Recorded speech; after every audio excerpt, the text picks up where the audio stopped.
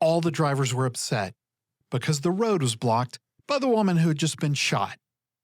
That's how my brother explained it. He was a cop for more than 20 years, and after the stories he told me, the smirking thieves, the carefully planned betrayals, the sheer banality of the evil, he stopped believing that empathy was normal. We're just animals with iPhones, he once said. So today, let's ask, what if selfishness really is the fuel of this world? And why should we give a crap about empathy anyway? I'm Theology Jack, your guide in exploring life's biggest questions and mysteries. If you've ever worked with people, real people, not sermon illustrations, you know how fast love runs dry. You hold the door open, they breeze past. You give a little extra at work and nobody notices. You marry someone you think is good, and 5 years in, they're cheating on you with someone who sells vitamins on Instagram. So what's all this crap we were fed about the goodness of humanity? Christianity says that God is love. The world says people are trash with nice filters. And the strange part is, both may be right. If you're someone who's been told that humans are made in God's image, and yet all you've seen is people hoarding resources and stepping on each other for petty power, then this video's for you. Let's start with the baseline. Selfishness works. It gets you elected. It builds wealth. It feeds the algorithm. We reward selfishness constantly, just rebranded as hustle, branding, self-care, boundaries, market instinct, and just being honest. I mean, Cain killed Abel over an offering, but now we'll nuke a friendship over a group text that didn't include us. My brother saw the raw version. Domestic calls where people beat their partner for changing the TV channel. A guy lit a neighbor's car on fire because their kid walked across his lawn. That wasn't Gotham City, that was Wisconsin. You read the Bible, and it doesn't exactly contradict that view. Jeremiah 17:9 says, "The heart is deceitful above all things and desperately sick." Or Romans 3:23, "For all have sinned and fall short." It's like Paul wrote his letters after reading YouTube comments. So yeah, if the question is, are people selfish? Then the answer is, obviously, brutally, always, unless something breaks the cycle. But here's where things start to shift. Because as dark as those stories are, there are others. Stories like Claire. She was a hospice volunteer, spent her Thursday night sitting beside strangers who were dying. Didn't know their names a week ago, just showed up. One time, a woman started choking in her final moments. Nurses swarmed, family panicked. Claire stood perfectly still, held the woman's hand, and said nothing. Just presence. Like empathy had no job description, just presence. No Instagram bio, no certificate, just the holy ache of not running away. I asked her once, "Why do you do this?" She shrugged and said, "I hope someone does it for me." See, that's the crack in the system. That's where selfishness starts to glitch.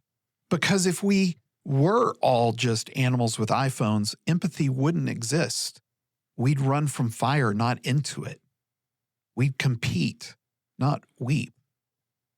We'd collect debt, not cancel it. But sometimes something else happens.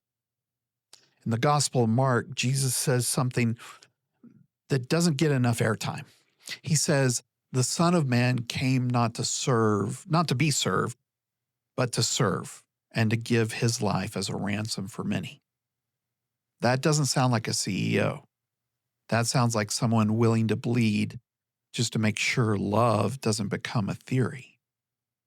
And later in John 13, he tells his friends, "By this, all people will know that you are my disciples, if you have love for one another." Not if you believe the right thing, not if you go to the right church, but love. Actual, inconvenient, oh my God, this hurts to care kind of love.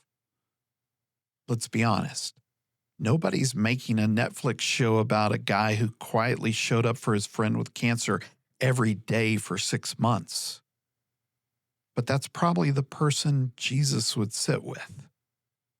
So why do we need empathy? Because it's the only thing strong enough to interrupt the pattern. And theologically, here's where it gets spicy. There's this idea called non-coercive love. My good friend, theologian Thomas J. Ord talks about it a lot. He says God's love is real, but not controlling, not manipulative, not forcing you to be better, just inviting you again and again. It's not God as a puppeteer. It's God as the one standing beside you, whispering, "You don't have to be cruel to survive." That kind of love doesn't make the news, but it makes people whole. Which brings us to the biggest theological landmine in all of this. Is it enough to believe, or do we have to act? Enter James 2:26, the verse that's haunted 1,000 Protestants. Faith without works is dead. Dead. Not weak, not immature, dead. See, we've built a whole industry around belief. Say the prayer, nod during the sermon, sign the statement of faith. But then when your neighbor is sick, you send a heart emoji. Jesus never said, "Believe in me so you can escape hell." He said, "Follow me," which is scarier because it costs something. Let me tell you about William. He was an addict, got clean at 42. He said, "Belief got me out of the hole, but showing up for other addicts every week, that's what kept me out." He spends his Friday nights now driving other guys to meetings. Sometimes they relapse. Sometimes they scream at him. He doesn't flinch. I asked him once if he ever got tired.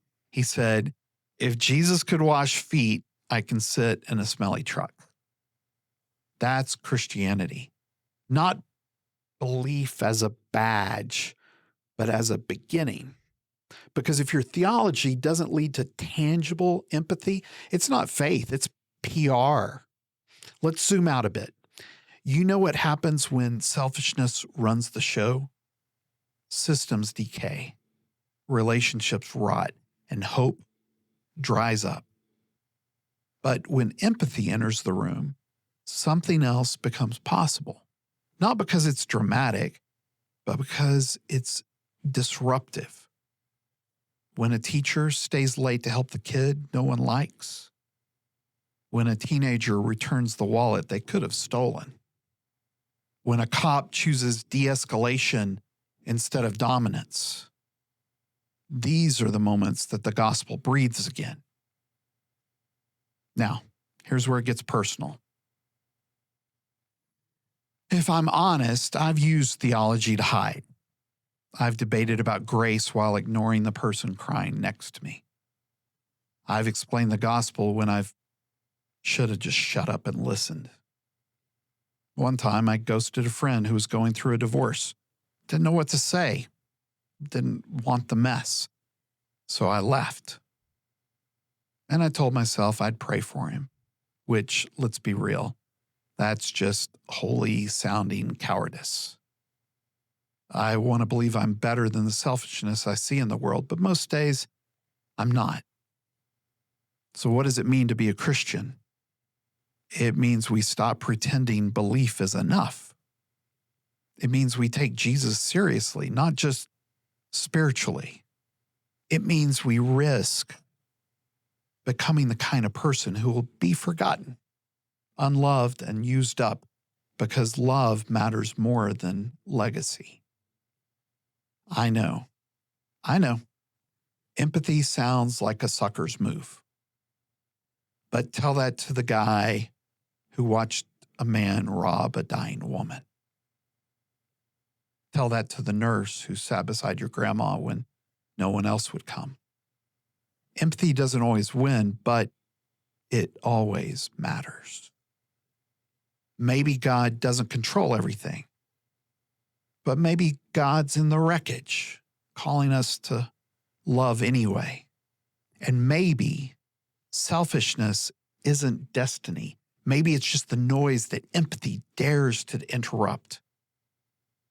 What do you think? Drop your thoughts in the comments. I'm reading everything and might even include your ideas in a future video. And a quick reminder, you don't know how much it means to just click that little like. And hey, if this is your kind of stuff, hit subscribe for more. It helps me so much. Let's map ideas that can change the world together. And thanks for watching till the end, fellow explorers. Stay curious and embrace the mystery. This is Theology Jack, signing off.